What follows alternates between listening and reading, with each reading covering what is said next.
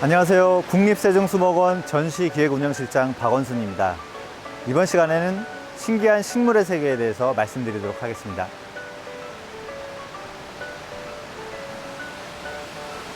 식물의 세계는 아주 어마어마하게 다양한데요. 전 세계에 49만 종의 식물들이 살아가고 있습니다.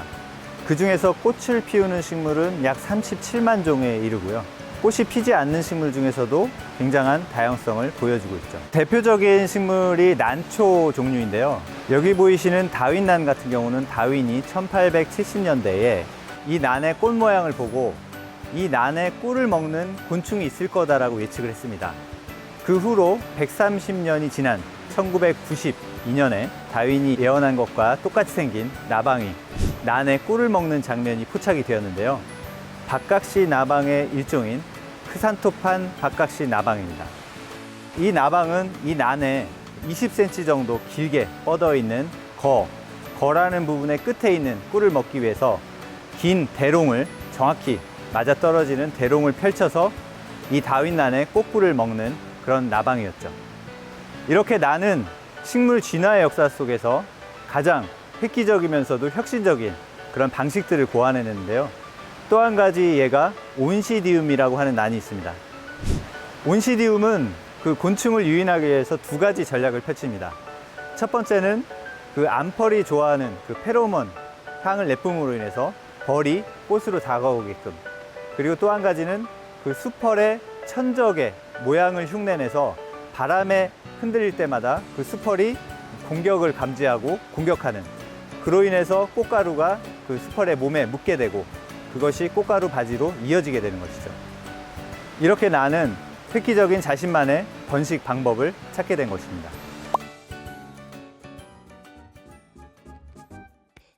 또 하나의 아주 신기한 식물인데요. 여러분들이 아주 익숙하죠. 바나나입니다.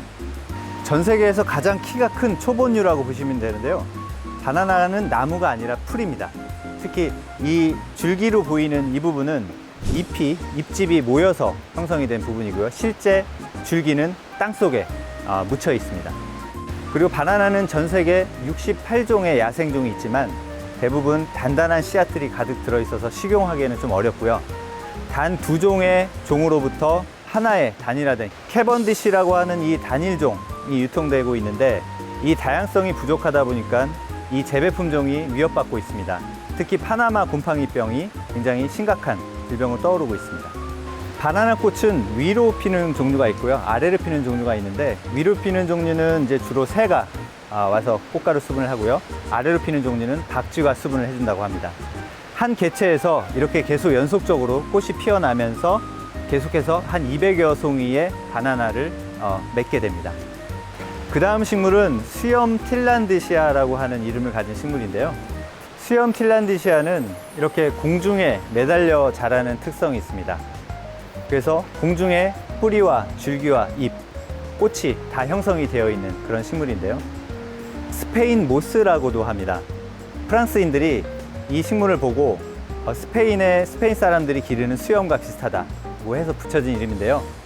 아이러니하게도 스페인에는 이 식물이 자라지 않고요. 이 식물은 모스, 즉 이끼도 아닙니다. 잘못된 이름이지만 사람들이 오랫동안 그렇게 불러왔기 때문에 스페니쉬 모스라고 부르고요.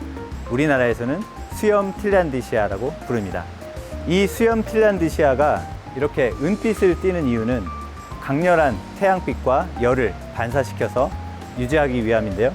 특히 이 미세한 모용이라고 하는 이 은빛 비늘이 수분을 이렇게 함유할 수 있는 그런 기능을 하게 되고요. 이 상태에서 비가 오거나 물에 젖게 되면 이 은빛, 이 수염은 녹색으로 바뀝니다.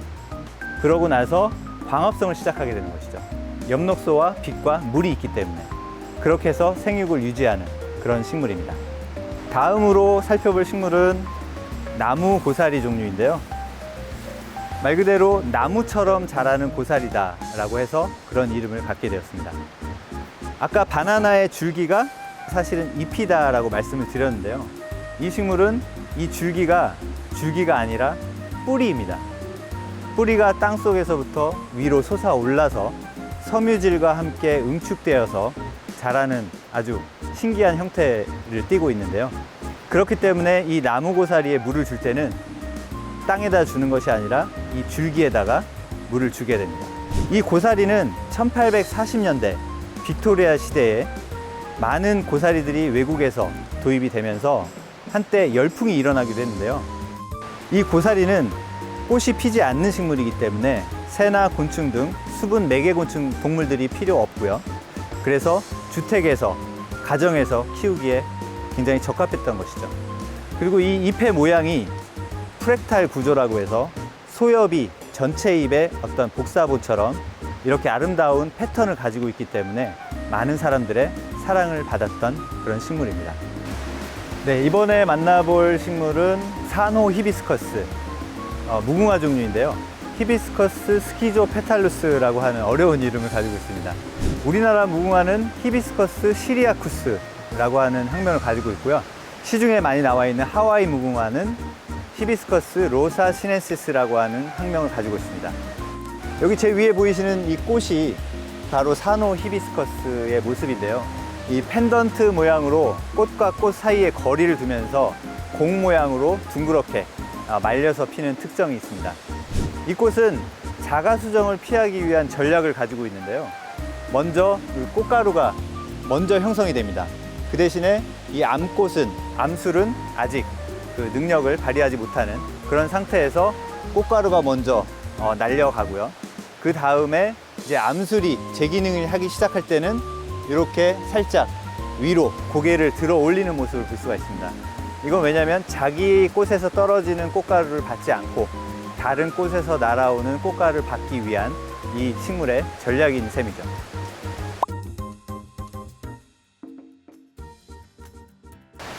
그 다음은 이 바닥에 깔려있는 식물들에 대해서 소개를 시켜드릴 건데요. 네오레겔리아라고 하는 식물입니다. 여기 보시면 이 식물체의 가운데 부분은 웅덩이처럼 물이 다 고여 있습니다. 이것을 파이토텔마타라고 하는 전문 용어로 일컫는데요. 이것은 작은 생태계라고 보시면 될 것 같습니다. 그래서 열대, 우림 지역에 이렇게 네오레겔리아의 가운데 모여 있는 이 물은 다른 작은 곤충들, 동물들, 서식지가 되는 것이죠. 실예로 이 네오레겔리아에는 청개구리들이 알을 낳기도 한다고 하고요. 그리고 다른 많은 식물들도 이와 같은 파이토텔마타라고 하는 생태계에 기여하는 나름대로 그런 서식 공간을 제공을 하고 있습니다. 또한 이 네오레겔리아의 잎은 굉장히 왁스처럼 맨질맨질하고요.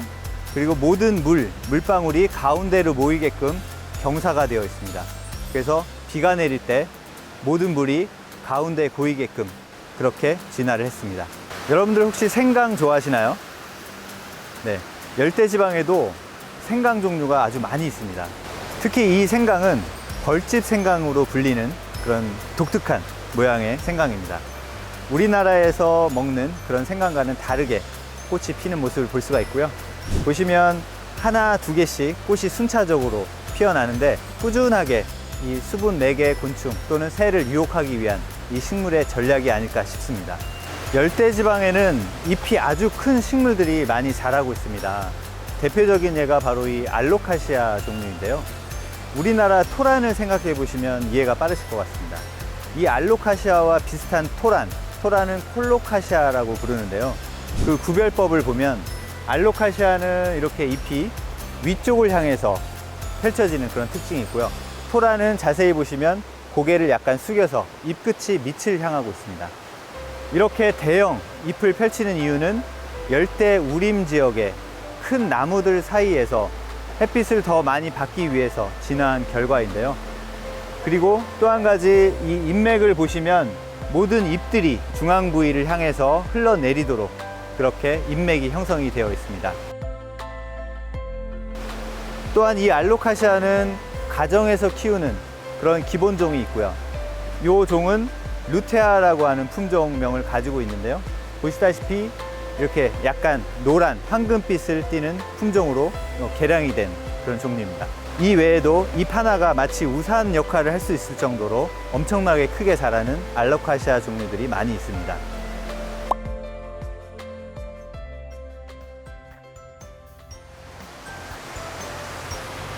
마지막으로 살펴볼 식물은 빅토리아 수련입니다. 빅토리아 수련은 아주 독특한 꽃 개화 특성을 가지고 있는데요. 밤에만 피고요. 그리고 단 이틀 동안만 핍니다. 그리고 첫날 밤은 흰색이고요. 둘째 날은 핑크색으로 변합니다. 그 이유가 풍뎅이를 꼬시기 위함인데요. 흰색 꽃이 폈을 때 강한 파인애플 향이 나면서 풍뎅이가 꽃 안속으로 들어가게 되고요. 그때 꽃이 닫히게 되는데 풍뎅이는 밤새 꽃 안에서 마음껏 전분지를 섭취하게 되고요. 다음 날 꽃이 다시 열렸을 때 꽃 밖으로 빠져나와서 또 다른 흰 꽃으로 날아가게 됩니다. 그때 풍뎅이의 모습은 온통 노란색 꽃가루로 뒤범벅이 되어 있게 되는 것이죠. 첫날 밤은 강한 파인애플 향기가 나지만 둘째 날은 그 향기가 좀 줄어들게 되고요. 따라서 이 빅토리아 수련은 첫날 밤 이 풍뎅이를 유혹하기 위해서 그렇게 진화를 하게 된 것이죠. 또 하나 재미있는 일화는 빅토리아 수련은 19세기 중반 원래 있던 아마존강에서 유럽으로 처음 소개가 되면서 이 꽃을 처음 꽃 피우기 위한 경쟁이 치열했는데요. 특히 빅토리아 여왕에게 선사하기 위한 그런 꽃을 만들기 위해서 많은 가드너들이 온실을 짓고 석탄으로 난방을 해서 이 꽃을 피우기 위해 노력을 했었죠. 결국 조지프 팩스턴이라는 사람이 그 첫 꽃을 개화시키는 데 성공을 했고 그 꽃은 빅토리아 여왕에게 선사가 됐고 이름도 그래서 빅토리아라는 속명을 갖게 됐습니다. 1851년 영국 대형 박물관, 즉 수정궁이라는 이름의 어마어마한 건축물이 조성이 되었는데요. 이 빅토리아 수련의 밑면, 뒷면에 보시면 아주 날카로운 가시들이 연결되어 있는 인맥 구조를 볼 수가 있는데 그러한 튼튼한 구조 역학이 수정궁의 건축 설계에 반영이 되었다고 합니다.